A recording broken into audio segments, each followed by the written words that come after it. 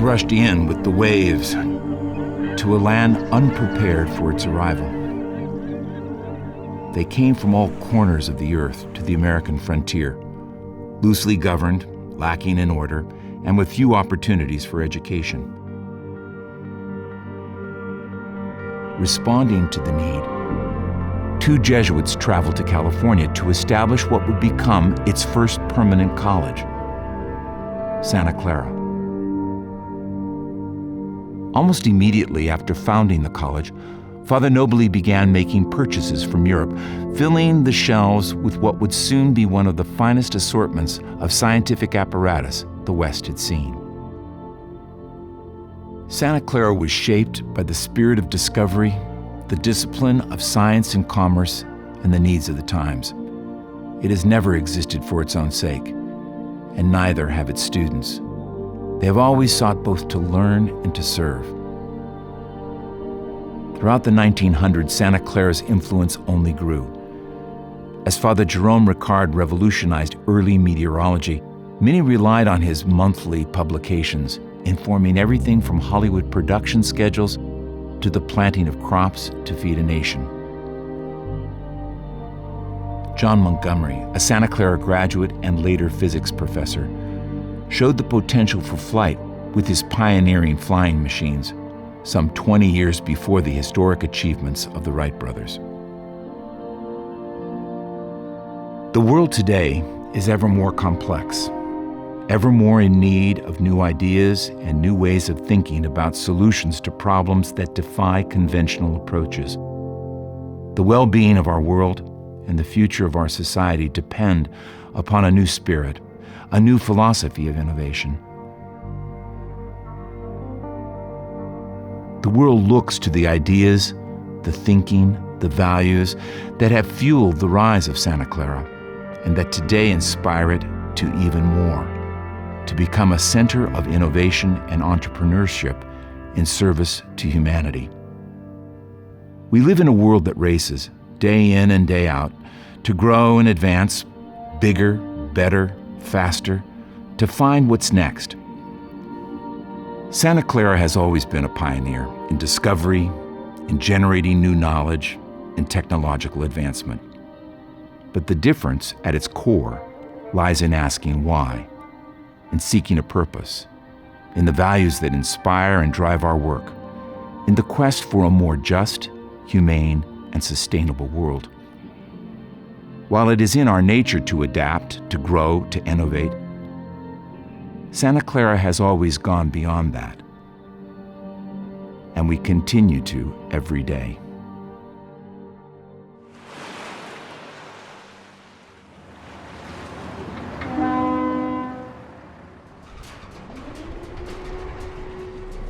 Construction material usage is one of our greatest usages of raw materials in the United States, and it continues to grow partly because we're a bit of a throwaway society. Antibiotic-resistant bacteria are being found all over the world. In the United States, 50,000 people die each year because the first antibiotic that's tried isn't effective. Because cancer drugs represent a $1 billion market, there is this huge race to develop the right in vitro model. In this moment when there's actually enough food to supply everybody in the world, we have close to 800 million people around the world, almost half of which are small-scale farmers and farm workers that live through periods of seasonal hunger. We tend to attract students that actually are interested in working to solve real problems. Santa Clara is all about that, and the students are really eager to actually participate. So we provide them with opportunities to actually make an impact, a real one. My name is JJ Galvin. I'm the project manager for the Tiny House team, and we're a group of students that are learning to use our engineering skills outside of the classroom by building an off-grid tiny house.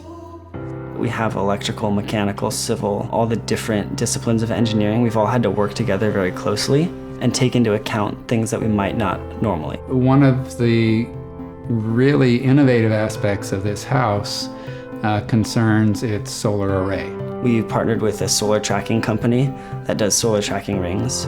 Since our house is so small, we wouldn't be able to fit it just on the solar panels. So we decided to modify our trailer so that the entire thing rotates as the sun moves in the sky throughout the day. Our research studies microbial evolution. Recently, we've used our knowledge to start a collaboration with the Alameda Public Health Labs. And in this collaboration, we're developing software that will use whole genome sequence information to both identify bacteria, but then also identify what mutations they might carry that confer antibiotic resistance. It's not every day that an undergrad student gets to say, we have the potential to patent this, like this software, this incredible tool that can be applied directly, to patients, to hospitals, to communities. That's not the norm. So as you can imagine, it's quite impractical and maybe even very expensive to use actual human patients to test for or discover new cancer therapeutics. How our lab is contributing to this a little differently is by trying to understand what parameters may affect cell responses to new drugs. Once we have optimized the final parameters that are necessary for these biomaterial scaffolds to mimic or predict human responses to new therapeutics, these parameters can then be deployed to various scientists and researchers around the world so they can come together and discover new therapeutics against cancer, which is one of the biggest challenges we face in the world today.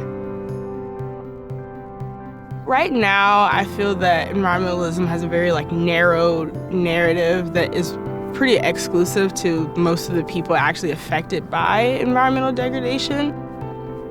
I was able to go to Uganda as a global social benefit fellow, and in that fellowship, I conducted action research with a social enterprise called BANA. So they're working within communities and educating women and men and community leaders, because if you don't have everyone working and you have 20% of the people making solutions for everyone else, they're not going to actually be long-term sustainable solutions, which is what we need in environmentalism. We just finished the first year of a project looking at food and water security with small-scale farmers.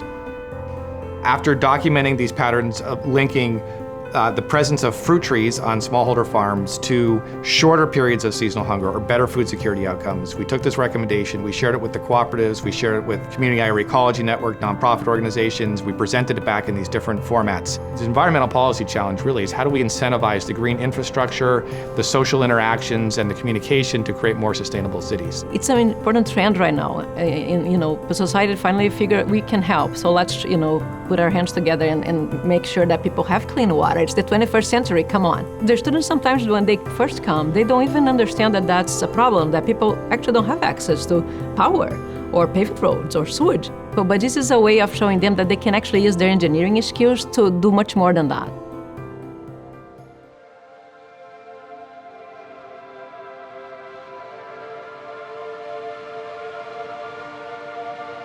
Progress for the sake of progress can have an intoxicating appeal, but it can also mean missed opportunity.